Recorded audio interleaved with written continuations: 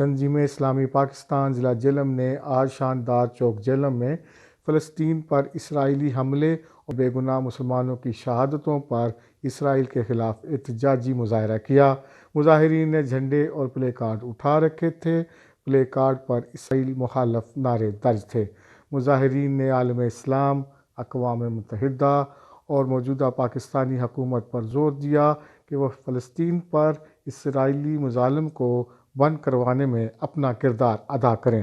اسلامی جہلم نے غزہ پر جو فلسطین پر جو حملہ ہوا ہے، غزہ کی پٹی پر جو اسرائیل نے کیا ہے، اس کے خلاف احتجاج کر رہی ہے، اور ان کا کہنا ہے کہ یہ احتجاج وہ ملک بھر میں کر رہے ہیں اور آج اس کا آخری دن ہے۔ اس احتجاج کا کیا مقصد ہے، اس کے لیے آج کا دن کیوں چنا گیا، آئیے ہم جانتے ہیں تنظیم اسلامی کے رفقا سے۔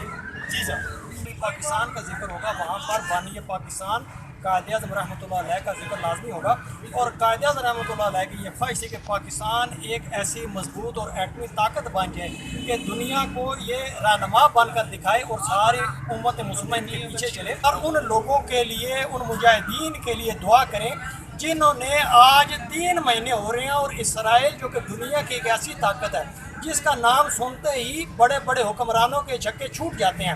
اور میرے ساتھ اس وقت موجود ہے تنظیم اسلامی جہلم کے امیر جناب عاقب صاحب۔ آئیے ان سے مختصراً جانتے ہیں کہ وہ اس بارے میں کیا کہتے ہیں۔ جزاک اللہ۔ باقی باتیں تو ہو چکی ہیں، جو ساجد صاحب نے کہی ہیں وہی باتیں ہیں، اس میں مزید کچھ میں ایڈ صرف یہی کرنا چاہوں گا، جیسے کہ وہ کہہ رہے ہیں آج کا دن ہم نے اس لیے بھی اس کا یوز کیا کہ آپ یہ دیکھیں کہ لوگوں کے اندر یہ اویئرنیس کم ہوتی جا رہی ہے۔